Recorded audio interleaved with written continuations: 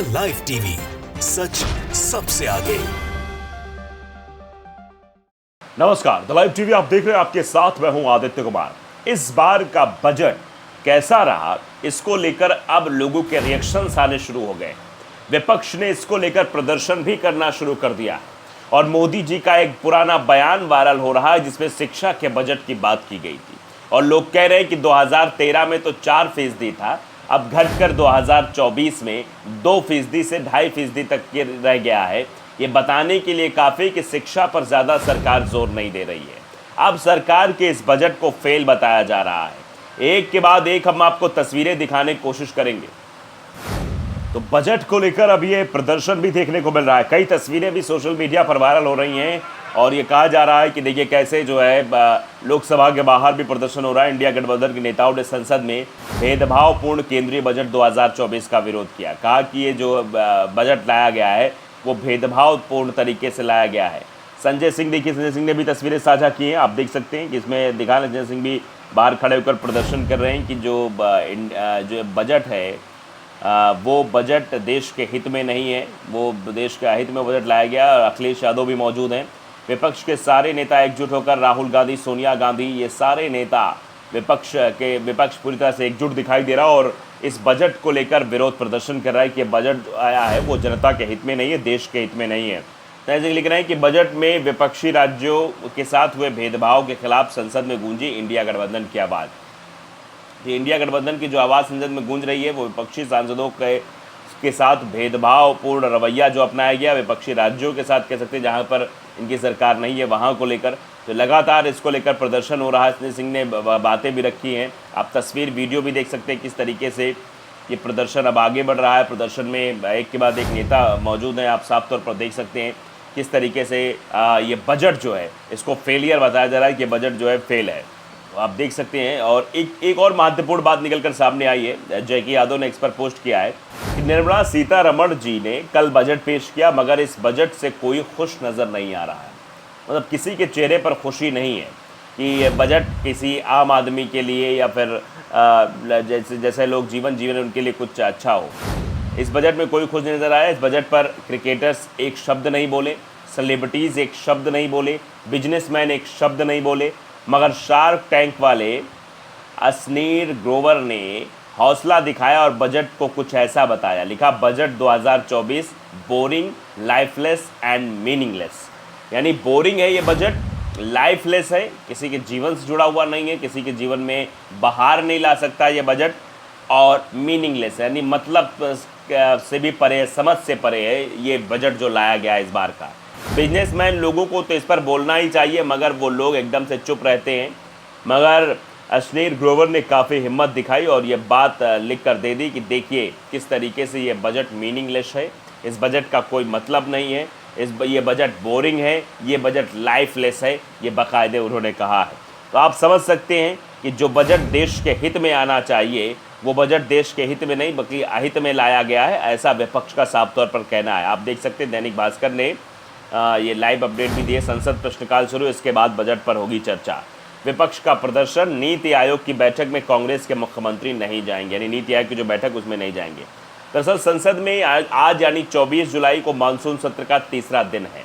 हंगामे के बीच सदन में प्रश्नकाल शुरू हो गया है, इसके बाद बजट पर चर्चा शुरू होगी। कल वित्त मंत्री निर्मला सीतारमण ने मोदी सरकार के तीसरे कार्यकाल का पहला बजट पेश किया। बजट पर चर्चा के लिए 20 घंटे का समय निर्धारित किया गया है।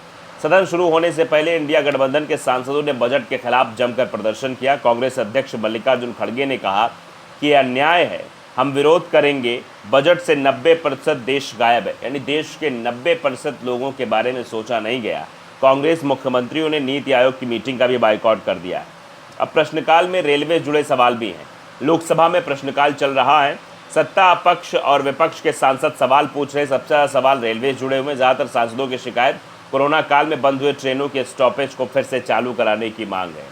बजट पर जो बात निकल कर सामने आई, खड़गे ने कहा कि ये बजट सिर्फ अपने सहयोगियों को संतुष्ट करने के लिए है। उन्होंने किसी को कुछ नहीं दिया है, सिर्फ अपने सहयोगियों को संतुष्ट कराने के लिए बजट लेकर आए हैं और आम जनमानस के लिए, देश की जनता के लिए इस बजट में ऐसा कुछ भी नहीं है। तो आप समझ सकते हैं हंगामा भी शुरू हो गया था। सदन की कार्रवाई शुरू होते ही लोकसभा में हंगामा शुरू हो गया। ओम बिरला ने सभी से शांति बनाए रखने का अनुरोध भी किया है। लाइव अपडेट हम आपको कुछ बता रहे हैं, 38 मिनट पहले का है। सपा की राज्यसभा सांसद जया बच्चन ने कहा कि ये बजट रिएक्शन करने लायक ही नहीं है, मतलब इस पर कुछ बोला ही नहीं जाता। जैसा बजट प्रस्तुत किया गया है, इस बजट पर बोलने लायक कुछ है ही नहीं। ये सिर्फ एक नाटक है। जो वादे कागज़ में हुए हैं वो लागू नहीं हो सकते, यानी सिर्फ कागज़ में ये वादे हुए हैं वो लागू नहीं किया जा सकते। सुरजेवाला ने भी लिखा कि ये कुर्सी बचाओ बजट है, कि कुर्सी बची रहे। कांग्रेस सांसद रणदीप सिंह सुरजेवाला ने कहा कि ये कुर्सी बचाओ बजट है, सत्ता बचाओ बजट है, बदला लो बजट है। ये इस बजट से देश के 90% से अधिक लोग अलग थलग पड़ गए हैं। मोदी सरकार केवल भाजपा सरकार को बचाने में लगी हुई है, यानी कि भाजपा की सरकार बची रहे। अखिलेश यादव ने भी इस पर कहा कि हम चाहते हैं कि किसानों को एमएसपी मिले, उनकी आय दोगुनी हो। बजट में देखने को मिल रहा है कि सरकार किसानों को समर्थन मूल्य देने के बजाय अलायंस की पार्टियों को दे रही है।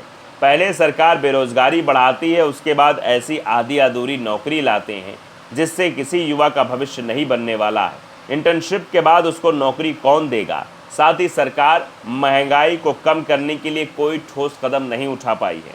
मिडिल क्लास को अगर राहत भी मिली है तो सरकार उसे महंगाई से वापस ले रही है। यूपी को बड़े सपने दिखाए थे लेकिन कुछ नहीं मिला। डबल इंजन की सरकार में डबल लाभ मिलना चाहिए था, लेकिन अब दिल्ली वाले लखनऊ वालों को नहीं देख रहे हैं। ये प्रदर्शन हो रहा था, प्रदर्शन के दरमियान ये साफ तौर पर कहा जा रहा था कि ये अन्याय है, हम अन्याय का विरोध करेंगे। तो आप समझ सकते हैं, मंगलवार को निर्मला सीतारमण ने 1 घंटे 23 मिनट का अपना बजट का भाषण दिया। बजट में उनका फोकस शिक्षा, रोजगार, किसान, महिला और युवाओं पर रहा। इसके अलावा नीतीश कुमार के बिहार और चंद्रबाबू नायडू के आंध्र प्रदेश पर केंद्र सरकार मेहरबान रही।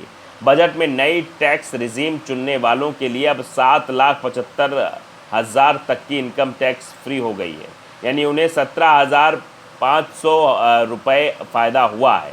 पहली नौकरी वाले जिनकी सैलरी 1 लाख रुपए से कम होगी, उन्हें सरकार अधिकतम 15,000 रुपये 3 किश्तों में देगी। मोदी सरकार 3.0 बिहार के सीएम नीतीश कुमार की जेडीयू और आंध्र प्रदेश के सीएम चंद्रबाबू नायडू की टीडीपी के भरोसे केंद्र की सत्ता चला रही है। वित्त मंत्री ने बिहार में इंफ्रा और अन्य प्रोजेक्ट्स के लिए 58,900 करोड़ रुपए और आंध्र प्रदेश की नई राजधानी अमरावती के विकास के लिए 15,000 करोड़ रुपए की घोषणा की है।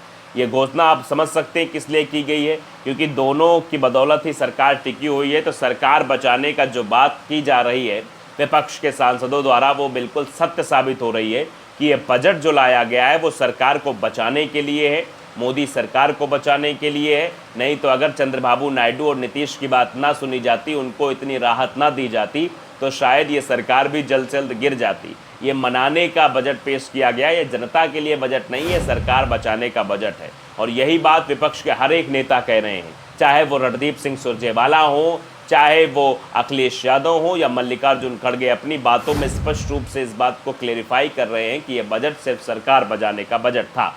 द लाइव टीवी को अगर आपने सब्सक्राइब नहीं किया जरूर करिए, बेल आइकन दबाइए ताकि सच खबरें आप तक पहुंचती रहें। नमस्कार। द लाइव टीवी, सच सबसे आगे।